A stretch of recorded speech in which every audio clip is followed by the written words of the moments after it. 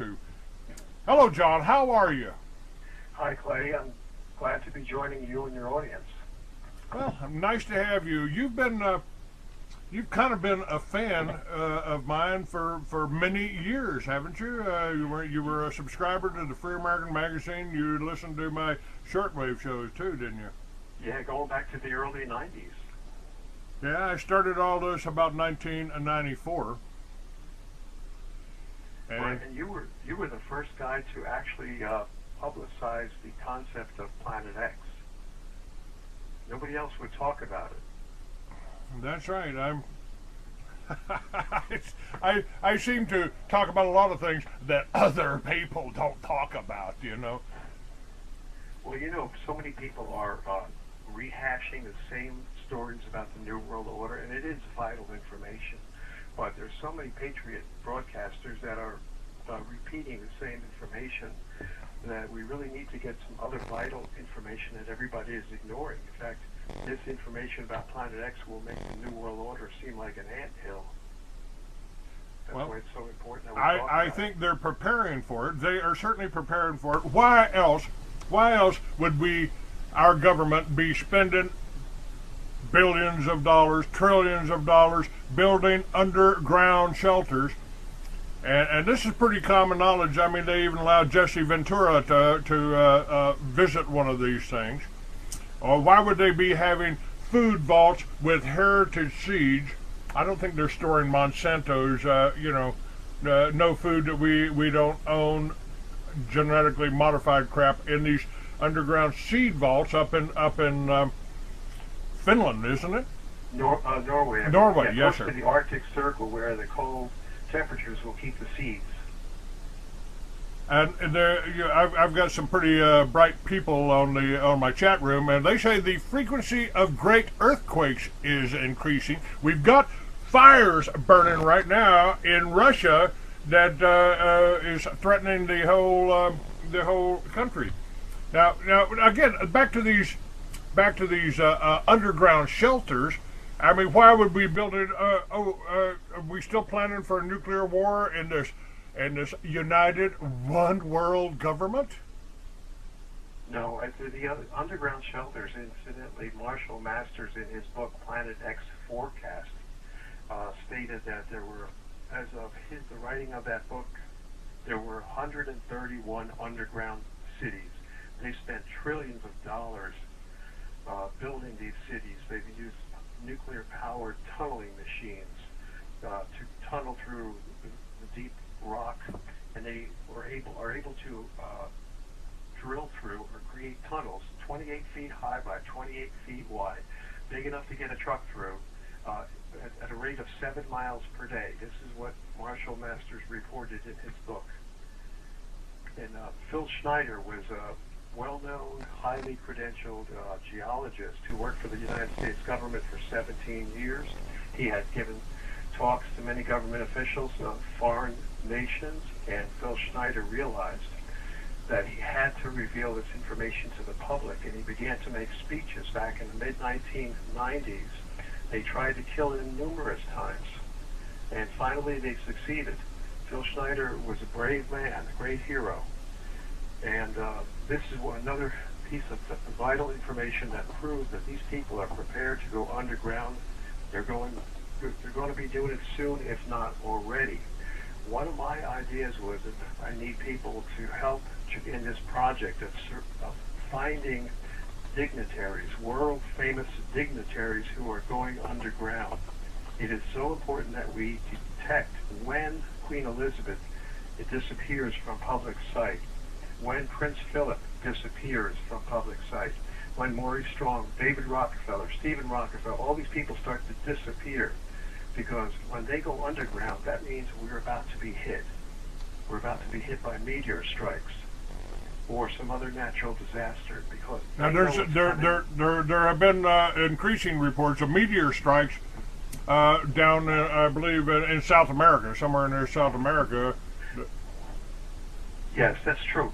And the reason why you'll see more meteor strikes right now in the southern hemisphere is because Planet X is coming up from below our ecliptic plane. our ecliptic plane is a huge invisible disk, like a compact disk in space.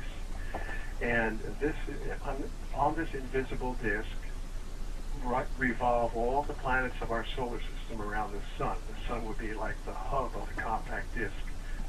And Planet X is coming up from below it. It's scientifically shown from many, or scientifically and archaeologically proven to be coming in. This planet comes in on a cometary orbit, and its orbital period is approximately 3,600 years. How long again? Approximately 3,600 years. And we have found evidence, archaeological and ecological evidence, geological evidence, to indicate that the last time it came in, it created disasters. For example, dated around 1660 BC, 3,660 years ago, the great Santorini volcanic caldera exploded. It had the highest volcanic explosive index that these geologists have determined. It was the highest ever since in all of history, including recorded history. And this had put out a cloud of ash that covered, it was in the Aegean Sea, and it covered the entire area, destroyed the Minoan civilization, the famed advanced Minoan civilization in those Aegean islands. That cloud of ash drifted down and covered the entire land of Egypt. And you will see in the book of Exodus, chapter 9, where God tells Moses and Aaron to pull up handfuls of ashes from the furnace and throw these ashes up in the air in the face of Pharaoh and his magicians. And God said that all this ash would come down as hot, burning embers over the entire land of Egypt. And at that time, that cloud of ash from the Santorini volcano drifted over Egypt and fulfilled that prophecy. Absolutely amazing. But we have other evidence there. We have tree rings. When scientists examine the tree rings, they find that tree rings about 3,600 years ago are very narrow. And the reason for that is that when you have a volcanic winter, a nuclear winter, where the skies are covered with ash, there's this great deprivation of sunlight, and all vegetation suffers. And that's what happened with those trees. That's why the tree rings were narrow 3,600 years ago. So we have geological, we have ecological evidence that this thing comes in every 3,600 years. Now, if you go back another 3,600 years from the time of the Exodus, 1660 BC, to around 5,300 BC, you'll find that there's some geologists by the name of Ryan and Pittman, two geologists, Ryan and Pittman, P-I-T-M-A-N, who have done studies and found that the Dead Sea in Russia, the Black Sea in Russia, shows great evidence of the great flood of Noah's day having occurred. I had a new roof put on my house about 2 years ago, and I made sure that I got shingles that were rated at the very highest wind speed that is available. Also, I was lucky enough to look around and I found a roofer. This is an important point. You got to find a roofer who does it the old way with copper nails and a hammer. Do not hire anybody who uses a nail gun, because this roofer, his family, his grandparents started the business, and he told me that he says if you don't put those nails right along that line, there's a line that's on the shingle. If you miss that line, you are not securing the shingles, and soon after you install the shingles, they're going to be falling off, even without winds. So you got to make sure you get an old-time roofer. Pay him an extra $1,000. I paid an extra $1,000. It cost me $8,000 to have the roof put on. But and he used copper nails, because galvanized nails will rust out. So that's what you have to do. That's the number one thing to do. But that's for winds. Secondly, for cars, many people are going to have their cars totaled by baseball-sized hail and softball-sized hail. I've got many reports from the Weather Channel proving that this is the case in many parts of the country, North Dakota and Oklahoma. Baseball size, softball size. It's just incredible. And of course, your car will be totaled and many people will be killed. one of the ideas, are you still there? Yes, I am. I'm listening. Okay, one of the ideas that I had was to get car covers. And Clay, you might want to do this. Get a sponsor. I'll bet you can really sell a lot of car covers this way. You get a car cover, somebody who has an excess of car covers, they're willing to sell them cheap, and maybe somebody in your audience who wants to be enterprising and make some money. You find a way to heat seal a sort of a bubble type envelope or a plastic sheet inside of that, on the underside of that car cover, so that you can, it's not inflated, it should be inflatable, but when it's not inflated, you could roll it up and put it in your trunk. And then if you're driving along and your NOAA weather radio, that's another thing you have to do, is get a NOAA weather radio. Your NOAA weather radio tells you there's a hailstorm approaching. You can pull the car over if you got time, put that car cover on, plug it into your car, plug in a tire pump, electric tire pump into the cigarette lighter of your car, and quickly pump up, inflate the underside of that car cover and protect your car from being totaled. The insurance companies will soon not be able to have to default. They soon will not be able to cover all the claims that are going to be hitting them for damaged cars. John, has this brown dwarf, has that been spotted? I mean, obviously the media is controlled. They don't want to panic. They don't want people knowing that it's coming. But I've heard reports from NASA and other places that they've spotted, matter of fact, they've even spotted a solar system that's just a few hundred light years away, pretty close in galaxy terms. Yes, it definitely has been spotted a number of times. The first time it was sighted, it was in 1983. And this was when the federal government of the United States was not was not in their most sinister mode of information control, and somebody made at the top rungs of the evil government hierarchy overlooked this article, and the truth got out accidentally. This was in the New York Times, January 30th, 1983. I went to my library and photocopied, got a high-resolution photocopy of the actual newspaper articles, that the government of the United States regretted that they ever allowed to get out. January 30th, 1983, I'm reading it right now, New York Times. Clues get warm in the search for Planet X, by John Noble Wilford. Quote, something out there beyond the farthest reaches of the known solar system seems to be tugging at Uranus and Neptune. Some gravitational force keeps perturbing the two giant planets, causing irregularities in their orbits. The force suggests the presence far away and unseen, a large object that may be the long-sought Planet X. And the article goes on to say that they're launching, the U.S. and the Netherlands were jointly launching the infrared astronomical satellite, IRAS, into space, specifically to find Planet X. And in this article, they state that it is probably a brown dwarf star. And again, we found by definition a brown dwarf, a smaller, puny type of brown dwarf, would be about 1,000 Earth masses. Okay, that was January 30th, 1983. Ironically, exactly 11 months later, after this thing had been launched, the New York Times was heralding the prelude to the launch of this infrared astronomical satellite, specifically to send up to site Planet X. And then 11 months later, on December 30th, 1983, I got the Washington Post article, which I also photocopied from the library archives. And here's the article. Washington Post, December 30th, 1983. Mystery heavenly body discovered, possibly as large as Jupiter. And that's an understatement, believe me. By Thomas O'Toole, Washington Post staff writer. A heavenly body, possibly as large as the giant planet Jupiter, and possibly so close to Earth that it would be part of this solar system, has been found in the direction of the constellation Orion by an orbiting telescope aboard the U.S. infrared astronomical satellite. So mysterious is the object that astronomers do not know if it is a planet, a giant comet, a nearby protostar that never got hot enough to become a star, a distant galaxy so young that it is still in the process of forming its stars, or a galaxy so shrouded in dust that none of the light cast by its stars ever gets through.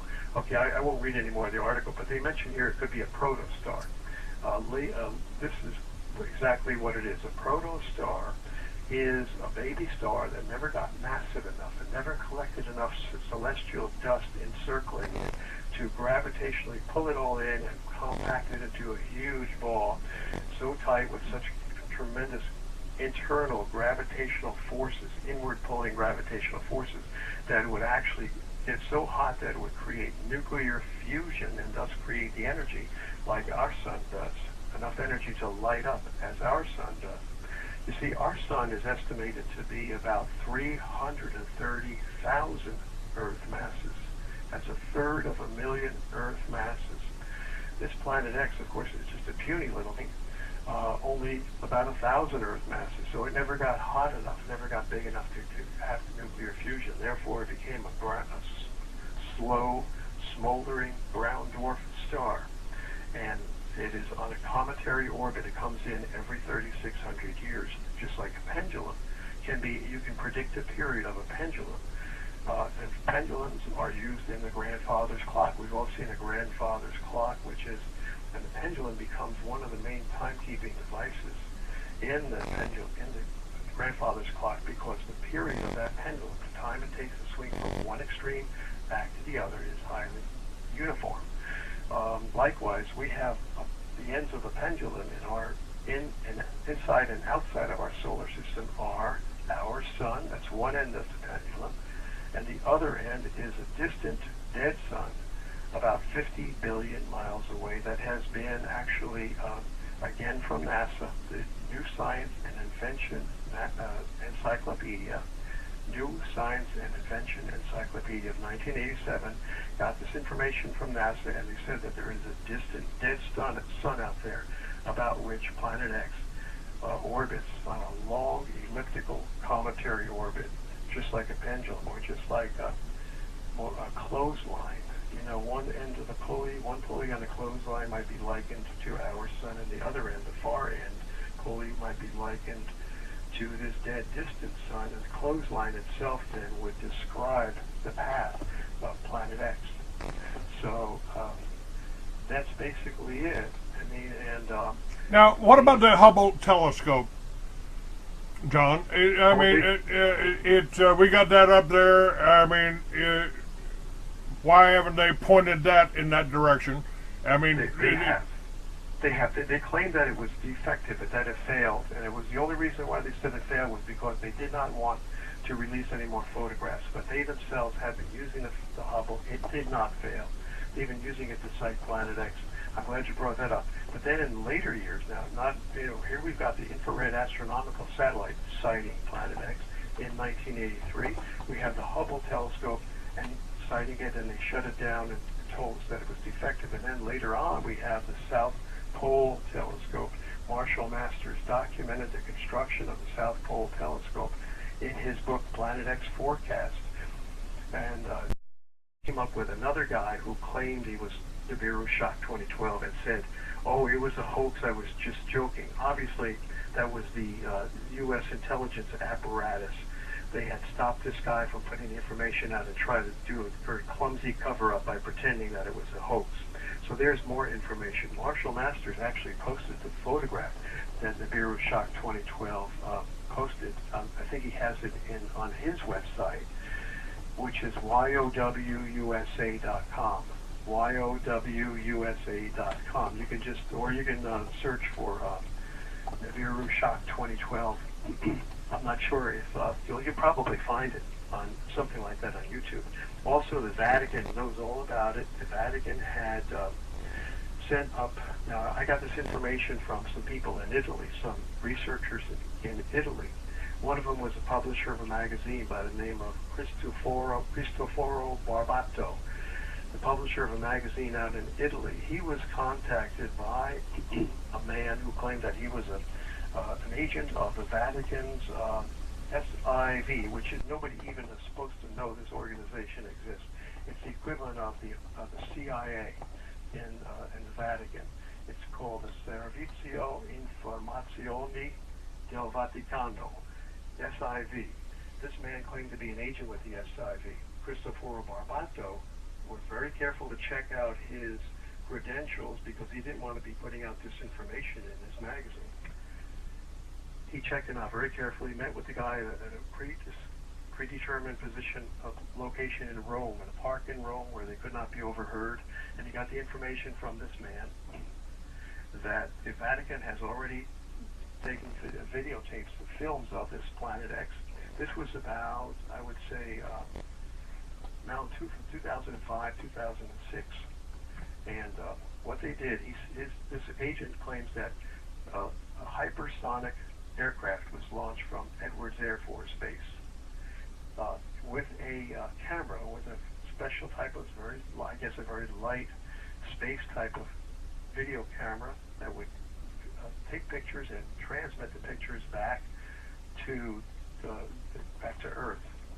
And it did. It was launched from this hypersonic plane, went out into deep space, and traveled quite a distance out until it was able to get pictures of Planet X, transmit these pictures back to Earth at an abandoned oil refinery in Alaska, where they had the facilities set up at this front location, this abandoned oil refinery, and deciphered the pictures, and then these pictures were given by the agent, the Vatican agent, to Cristoforo Barbato. You can find those pictures on the internet, and the good thing about it is, at the time when I saw them, I said, well, I don't know what this is, I can't tell, but now when I compare it with other pictures that have been shown, you begin to see the same characteristics in this picture, and that really fortifies the evidence that this is indeed Planet X. Also, Planet X has been sighted back in, I'm trying to remember whether it was early this year or early last year, by the Chandra, Chandra, Chandra X-ray Observatory satellite of the United States government. It was, I guess, enough scientists knew about it that they were forced to somehow publicize it, but only in the most cloaked, convoluted way, confusing way. They said, I think the article stated that we have sighted a comet out in deep space, but we don't know what it is. And that's all they said about it. I don't think they posted the picture at all, but some people have posted on YouTube what they claim are pictures of this Planet X taken by the Chandra X-ray Observatory satellite. See, X-ray and infrared viewing is what is necessary at this time, up to this time, in order to view this dark, very dark star that emits very little light.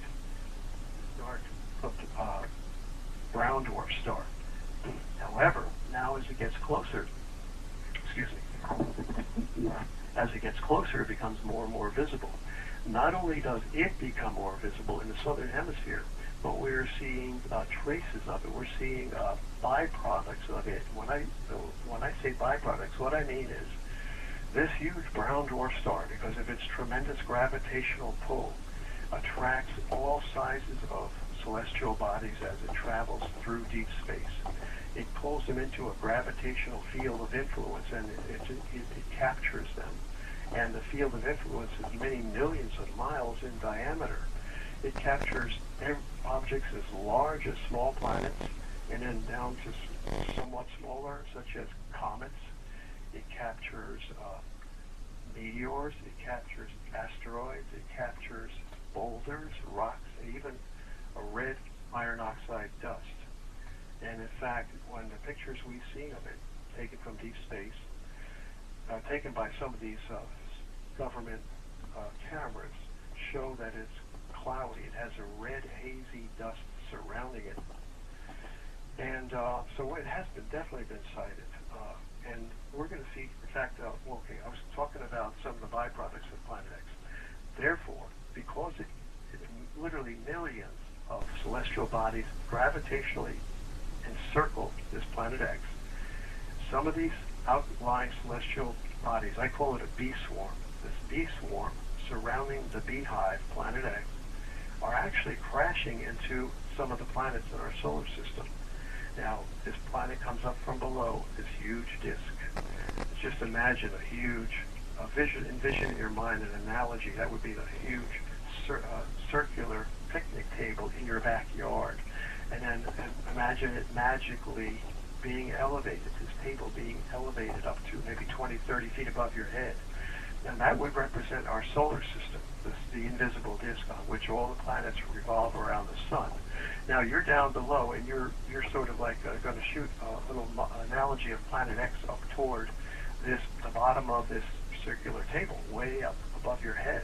So you take a slingshot with a big steel ball bearing, and that ball bearing represents Planet X, and then you shoot that ball bearing up until it punctures the table, under the underside of the table, 30, 40 feet above your head.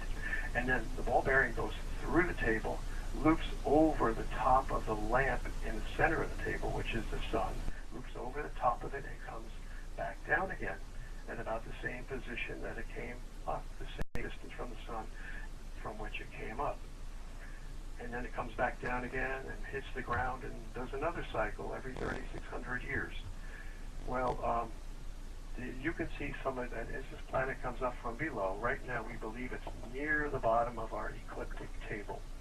And the reason I believe that is 2009, the sun went mysteriously quiet. It switched off almost like a light bulb. Sun had been blazing with extraordinary intensity, with all kinds of flares, unprecedented flares.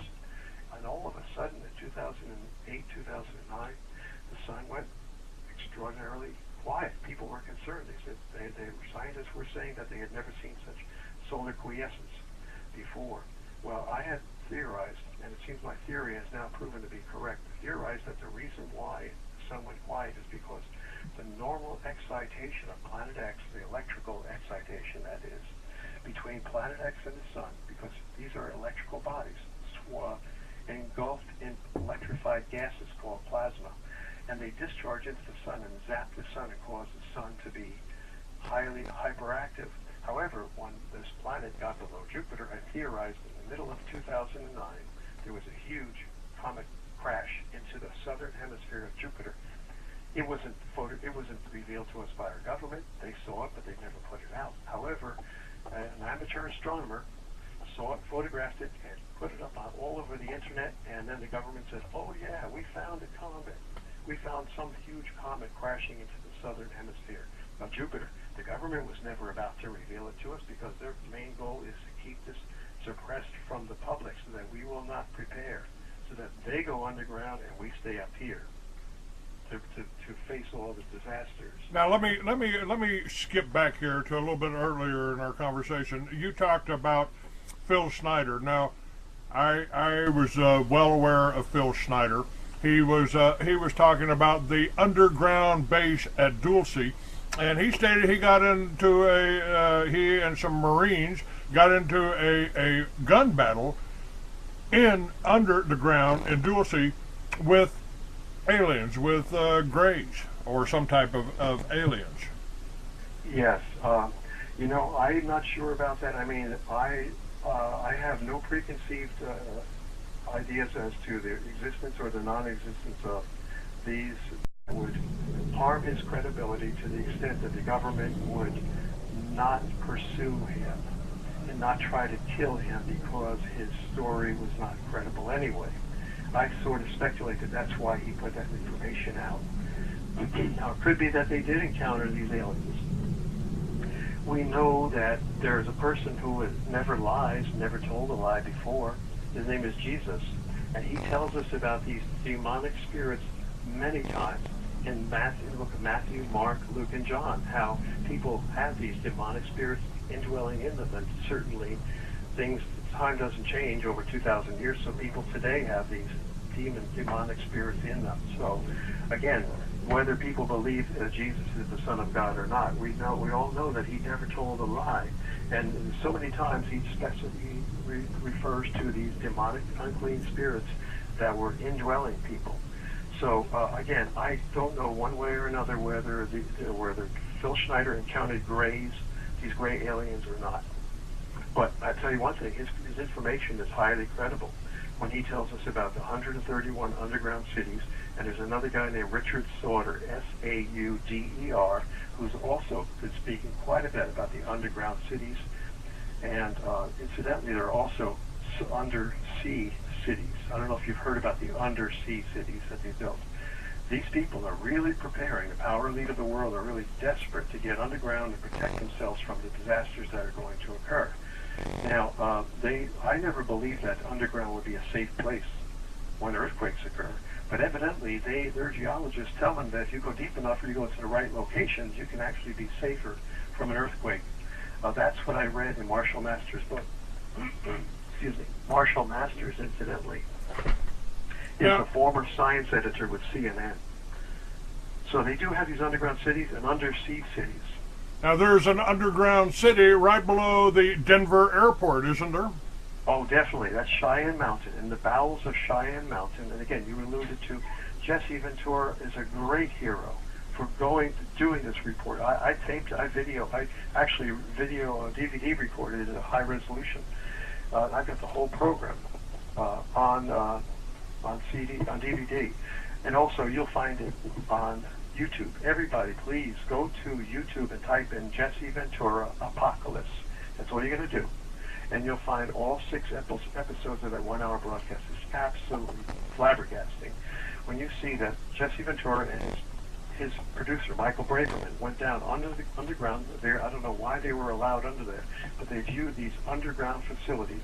And Michael Braverman, on this video, this program, speaks to Colonel Wynn, who is the chief of security at this underground city. And this chief of security is saying, we will do whatever it takes to protect this facility.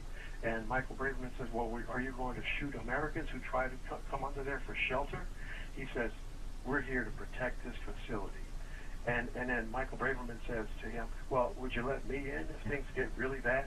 And he says, well, when we shut those 3-ton or so many ton steel doors, you can knock all you want. And that's what we're up against, folks.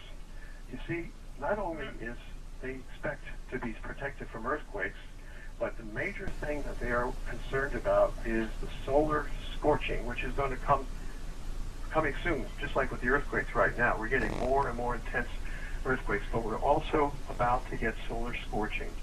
This is another thing that I want to warn people about. We've got to start digging. Get yourself some digging supplies.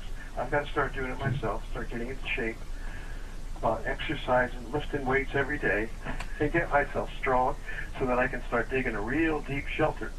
Now, there's another thing you can sell. I mean, I'm not interested, I'm not trying to help you sell things, but there are so many opportunities now where people are going to be desperate for car covers that will protect your car from being totaled by baseball size and softball size hail. Okay, they're also going to be desperate for underground shelters. Here's my idea. You learn to dig, you get the digging facilities plus enough buckets that you can, when you get down 10, 15, 20 feet deep, and get yourself some kind of a ladder device that you can lift, have somebody hauling up that dirt as you're digging it, because you're gonna need this kind of apparatus to dig very deep underground to protect yourself from the solar scorching, which will incinerate a lot of people. Everybody should go to YouTube and type in Knowing, the movie Knowing, Knowing, 2009 movie. They warn us about this solar scorching. Well, they're also warning you in 2012, aren't they? Yes. Dr. Michio Kaku, very well-known astrophysicist. He's been around for a long time. He's not just one of those media talking heads, because I used to listen to him when he was on Pacifica Radio, WBAI, and his information was not controlled by the power elite. So I trust Dr. Michio Kaku, and also he has taken the articles and he says, this is not me talking. This is the government. Here's National Aeronautics and Space Administration and the National Academy of Sciences all say that they use the word could. We could have solar scorching in 2012 that could destroy our entire power grid and revert us back to a primitive existence. It's interesting, John. Now, I talked about this over 10 years ago, almost 15 years ago. I brought this up. I wrote an article, a short story, called The Future Past, where I discussed this exact thing happening. I called it the conjunction back thousands of years ago when Atlantis was the most advanced civilization on the planet. And the conjunction brought it down. But they knew it was coming, and they prepared for it, and the way they prepared for it was by sending most of the inhabitants of Atlantis off-world in my story. Only fiction about it. I wrote fiction. Yeah, sounds like a great story. Well, it is, and you can go see that on my archives page. You can read The Future Past. I think it's the second story and the link that I've got on some of my short stories. I remember a long time ago you reading an excerpt from one of your articles. Maybe this was the same one. One of your stories, it was about a meteor. Somebody looking up in the sky and seeing a meteor coming, and it looked like a whole chariot of horses. That's right. You probably remember that one. Yeah, that's The Future Past. And you should read that. You should read that excerpt on the air sometime. Well, that's quite possible that I could do that. Now, I wanted to go back to Phil Schneider. He was murdered. I mean, they tried to say it was a suicide, but I don't think it obviously wasn't a suicide. And so they killed him for putting out this information. Oh, definitely. I mean, his wife told people afterwards. I mean, Marshall Masters documents the whole thing very well in his book, The Planet X Forecast, that Phil Schneider has stated publicly. He says, if I die, they killed me. Because they're trying to kill me. He made it well known that they were trying to kill him. So he was blowing the whistle on this information. And what we have to do, folks, again, we can protect ourselves from the next meteor strike. Yesterday, incidentally, we almost had a meteor strike that would have caused worldwide disaster. It was on spaceweather.com, which I believe is a government NASA website, spaceweather.com. And read about it. Go there. They said there were 2 asteroids coming in due to hit yesterday. One of them, 2 of them were very close. One of them was only 49,000, expected to come within 49,000 miles of Earth. That is like so close, unbelievably close, dangerously close. And you didn't hear anything about it in the mass media at all, because, of course, we all know, we can all even assume that the government will never tell anybody because they don't want to panic the public. That sounds like a responsible thing to do. They don't want to panic the public. However, they'll never tell you. We have infinite information too. Let's see, from their own statements. We have an article. I'm trying to find it. I know I have it in my archives on my hard drive somewhere. It's an article from the BBC, I believe it is, British Broadcasting Company, where they state that the U.S. government says that if there were an asteroid approaching Earth, endangering Earth, their policy is not to tell the public. This is stated by the U.S. government. We will not tell you. These are his words. Now, Larry Joseph is another scientist who appeared on Jesse Ventura's Apocalypse 2012 True TV broadcast. And Larry Joseph stated, he said, Governor, this is not me speaking. This is the National Academy of Sciences. And he put the article right on the screen so you could see the article. So if you freeze frame or if you pause your DVD, you can actually read the whole article from the National Academy of Sciences. They showed an old film going back to 1859. I didn't even know they had films back in 1859, but an old, rainy, primitive film from 1859 showing the sizzling that occurred from solar scorching that existed back then. And fortunately, the only lines that were up, the only wires that were up were telegraph lines, because that's all they had in 1859. But now, of course, it's going to devastate the economy. You can't buy anything in the supermarket unless the computers, are running. Unless the gas pumps don't run without electricity, nothing operates. So another thing is obviously food. People have to start storing food. Okay, let me interrupt you here for just a second, because folks, if you go to freeamerican.com now, you can get samples of storable foods free right now by going to Free American. It's It's kind of down on the left-hand side of the page. Actually, it's the information there is right beside, right above the show that you're listening to today. Right beside Ray Stevens, God Save America. It says, click here to learn how we can prepare while we're creating Liberty Villages, and the address is freeamerican.mysundanceglobal.com. Now this is a new company that is set up that is doing storable foods, and you can get it, you can make it, you can tell your friends about it, and it's working. So it's one of the ways that we're going to prepare about it. Now, John, I started talking about Liberty Villages a long time ago.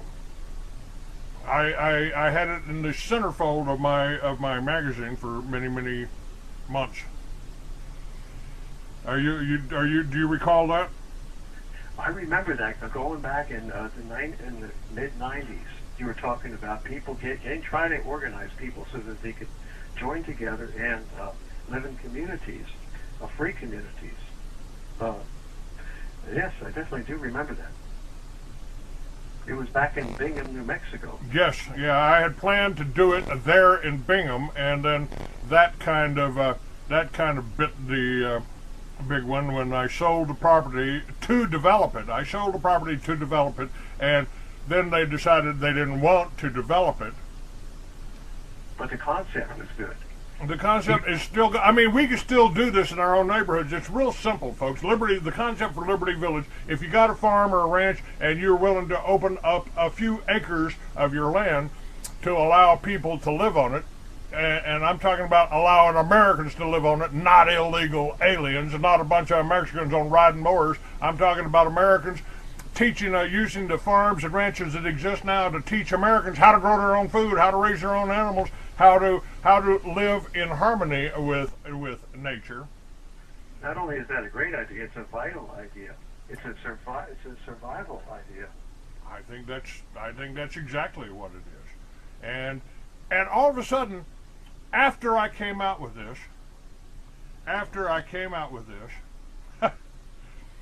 suddenly we had all these things happening, like the National Animal Identification System, and now Bill S-510, which is sponsored by Monsanto, which is basically, Monsanto is simply the incarnation of plank number 9 on the Communist Manifesto, corporate farms, and also plank number 7, government ownership of factories and agriculture.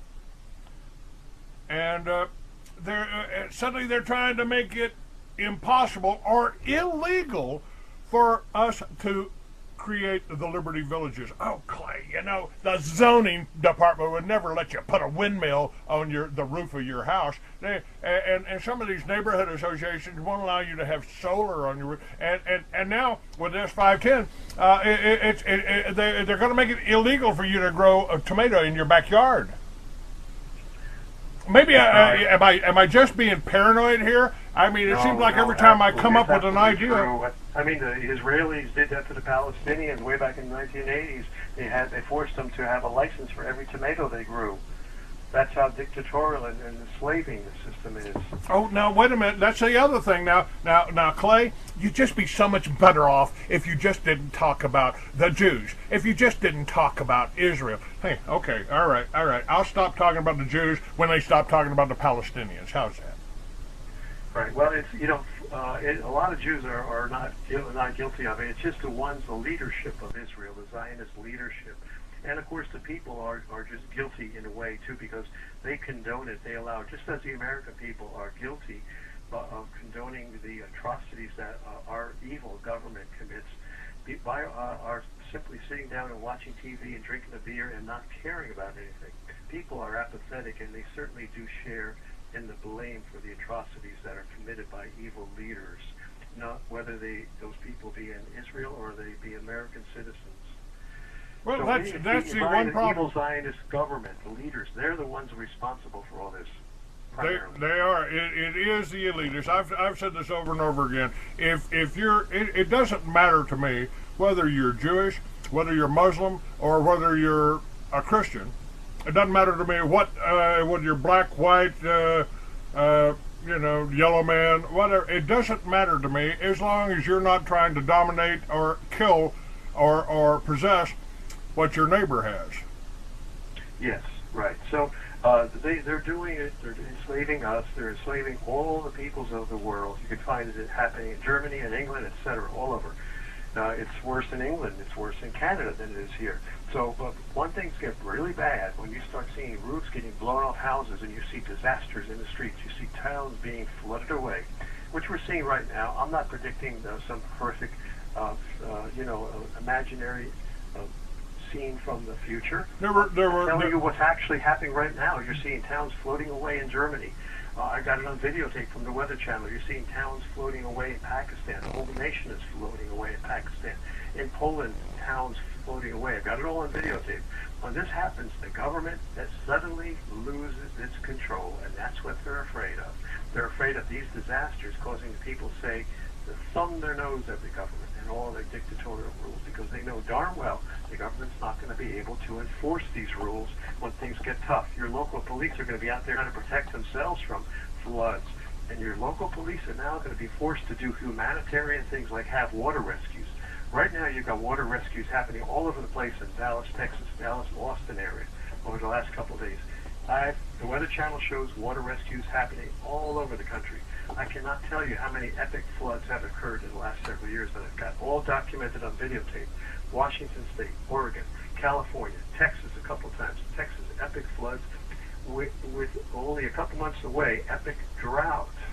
And epic floods in New Orleans, epic floods in Louisville, Kentucky, epic floods in Atlanta, Georgia, where even some of the Weather Channel's own meteorologists got their homes flooded out. Epic floods in Baltimore, epic floods in New England, Rhode Island, Massachusetts. The whole country has had epic flooding. What do the police do then? Do they become a good little Gestapo and follow all the government's dictatorial rules and infuriate the people? No. They try the best to do the water rescues, to try to save the lives that they're committed to save. And then all of a sudden they find out that they're with the people and not with the rats at the top. Now, do we have a timeline on there? Now, the Hopi Indians and the Mayans all predicted that this was coming about, didn't they? Oh, yeah, definitely, yes. The Hopi, they had seen it. Their ancestors had seen this happening. The Anasazi Indians was another tribe, a very highly technological tribe from the southwest. They vanished. No one knows what happened to the Anasazi. But they had a highly advanced mathematical system, and they were very schooled and knowledgeable about the movement of the planets. They made planetary observation a very important part of their culture, and the reason was because they knew that whenever you had certain planetary conditions, you had disaster. They were looking for planetary conjunctions, when the planets would all align, and the force of all these aligning planets then would be multiplied, would be compounded on planet Earth, and would cause earthquakes. So the Hopi knew about it, the Anasazi knew about it. We have other civilizations that talked about it, that documented it. The Emperor Yaltu, I think his name was Yaltu, Y-A-L-T-O-U, of China, was the emperor who reigned at the very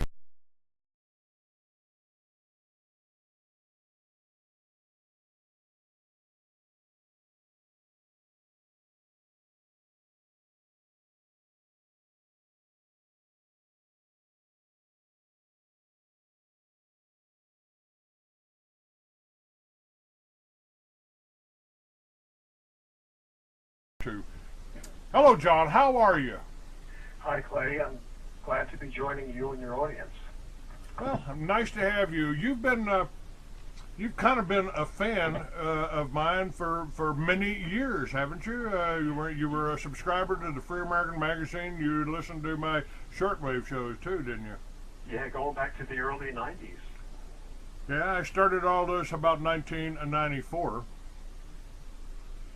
Right, and you were the first guy to actually publicize the concept of Planet X. Nobody else would talk about it. That's right. I seem to talk about a lot of things that other people don't talk about, you know. Well, you know, so many people are rehashing the same stories about the New World Order, and it is vital information. But there's so many patriot broadcasters that are repeating the same information that we really need to get some other vital information that everybody is ignoring. In fact, this information about Planet X will make the New World Order seem like an anthill. That's why it's so important that we talk about I think they're preparing for it. They are certainly preparing for it. Why else would our government be spending billions of dollars, trillions of dollars, building underground shelters? And this is pretty common knowledge. I mean, they even allowed Jesse Ventura to visit one of these things. Or why would they be having food vaults with heritage seeds? I don't think they're storing Monsanto's, no food that we don't own, genetically modified crap in these underground seed vaults up in Finland, isn't it? Norway. Norway, yes, close sir. to the Arctic Circle, where the cold temperatures will keep the seeds. And I've got some pretty bright people on my chat room, and they say the frequency of great earthquakes is increasing. We've got fires burning right now in Russia that is threatening the whole country. Now again, back to these underground shelters. I mean, why would we build it? Are we still planning for a nuclear war in this united one world government? No, the other underground shelters. Incidentally, Marshall Masters, in his book Planet X Forecast, stated that there were, as of the writing of that book, there were 131 underground cities. They spent trillions of dollars building these cities. They've used nuclear-powered tunneling machines to tunnel through the deep rock, and they are able to drill through or create tunnels 20 feet, and it covered the entire area, destroyed the Minoan civilization, the famed advanced Minoan civilization in those Aegean islands. That cloud of ash drifted down and covered the entire land of Egypt. And you will see in the book of Exodus, chapter 9, where God tells Moses and Aaron to cast pull up handfuls of ashes from the furnace and throw these ashes up in the air in the face of Pharaoh and his magicians. And God said that all this ash would come down as hot, burning embers over the entire land of Egypt. And at that time, that cloud of ash from the Santorini volcano drifted over Egypt and fulfilled that prophecy. Absolutely amazing. But we have other evidence there. We have tree rings. When scientists examine the tree rings, they find that tree rings about 3,600 years ago are very narrow. And the reason for that is that when you have a volcanic winter, a nuclear winter, where the skies are covered with ash, there's this great deprivation of sunlight, and all vegetation suffers. And that's what happened with those trees. That's why the tree rings were narrow 3,600 years ago. So we have geological, we have ecological evidence that this thing comes in every 3,600 years. Now, if you go back another 3,600 years, from the time of the Exodus, 1660 BC, to around 5,300 BC, you'll find that there's some geologists by the name of Ryan and Pittman, 28 feet high by 28 feet wide, big enough to get a truck through, at a rate of 7 miles per day. This is what Marshall Masters reported in his book. And Phil Schneider was a well-known, highly credentialed geologist who worked for the United States government for 17 years. He had given talks to many government officials of foreign nations, and Phil Schneider realized that he had to reveal this information to the public, and he began to make speeches back in the mid-1990s. They tried to kill him numerous times, and finally they succeeded. Phil Schneider was a brave man, a great hero. And this is another piece of vital information that proves that these people are prepared to go underground. They're going to be doing it soon, if not already. One of my ideas was that I need people to help in this project of finding dignitaries, world famous dignitaries who are going underground.